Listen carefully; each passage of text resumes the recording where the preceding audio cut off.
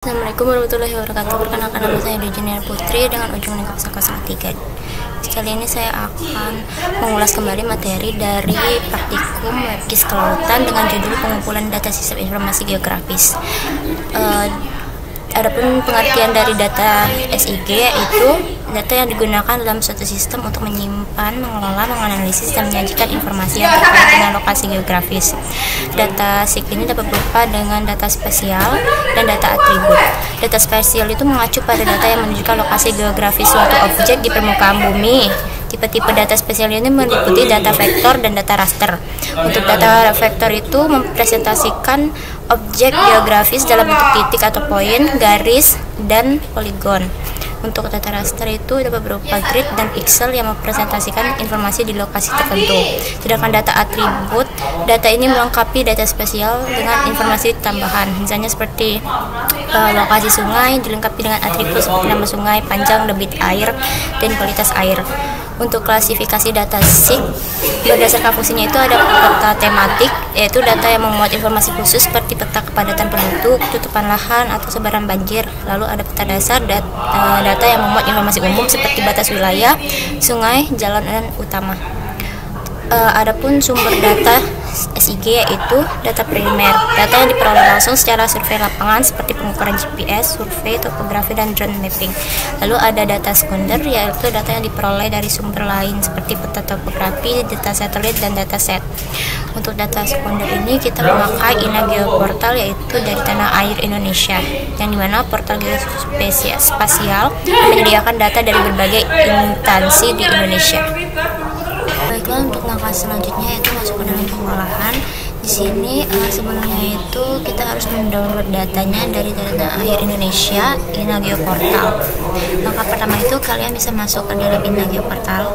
Ini berhubung webnya error dan ada yang seperti ini, maka kemarin juga saya sudah download datanya.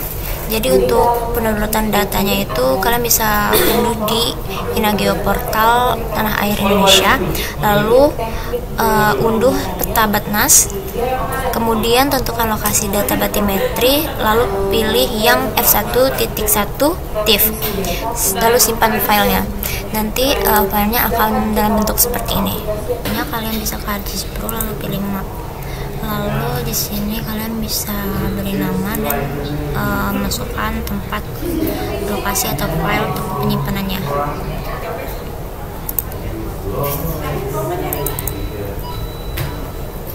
Di sini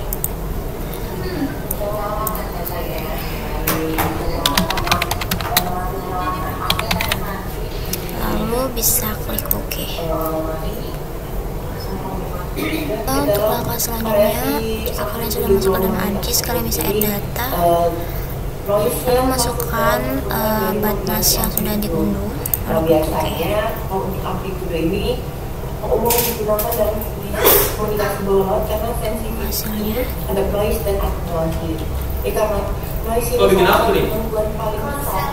Hasilnya nanti hasilnya bakal seperti ini.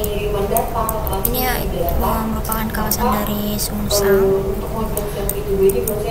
Lalu untuk langkah berikutnya kita bisa ke Navigo by Amigo untuk pengumpulan data marine platformnya. Kalau untuk langkah selanjutnya kalian bisa masuk ke Navigo by Amigo. Ini itu berfungsi untuk menentukan titik dari marine platformnya. Lalu kalian cari area kawasan Sungsang.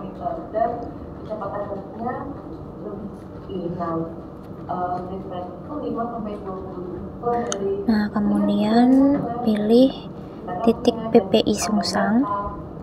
Kalian titik, lalu nanti bakal muncul titik koordinatnya. Kemudian ada juga titik dari pembensin dan titik pelabuhan Tanjung Api-Api. Jika titik koordinatnya sudah ada, maka masukkan ke dalam WPS New Spreadsheet. Kemudian titik yang udah kita pilih dari Navigo by Amigo dipindahkan ke dalam sini, lalu diberi nama seperti ini. Jika sudah, kita bisa ke menu, lalu save dalam bentuk TXT.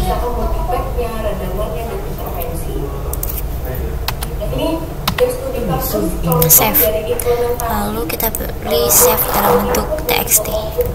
Langkah berikutnya kita bisa ke Artist View, kemudian kita pilih add data, lalu pilih XE point data. Kemudian kita masukin data yang sudah kita buat tadi. Seperti ini, lalu kita run. Maka tunggu hasil update-nya. Jika sudah ditambahkan titiknya, nanti bakal muncul seperti ini.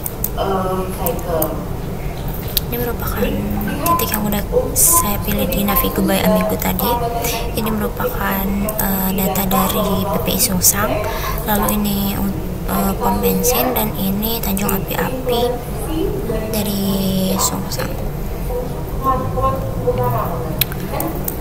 Baiklah, untuk kesimpulan dari praktikum kali ini yaitu pengumpulan data dalam sistem geografis ini merupakan langkah penting untuk memperoleh informasi yang akurat dan relevan yang akan diproses dalam sistem. Lalu untuk aplikasi Navigo by Amigo yang kita gunakan pada saat ini yaitu aplikasi ini juga memanfaatkan teknologi sistem informasi geografis untuk memberikan layanan navigasi dan peta interaktif. Aplikasi ini juga sering digunakan untuk mempermudah penggunaan dalam mencari rute atau lokasi tertentu serta memberi paduan arah secara real time dan membantu dalam perencanaan perjalanan. Sekian penjelasan dari saya. Mohon maaf jika masih banyak kesalahan dan kekurangan. Saya akhiri dengan wabillahi taufiq wal hidayah. Wassalamualaikum warahmatullahi wabarakatuh.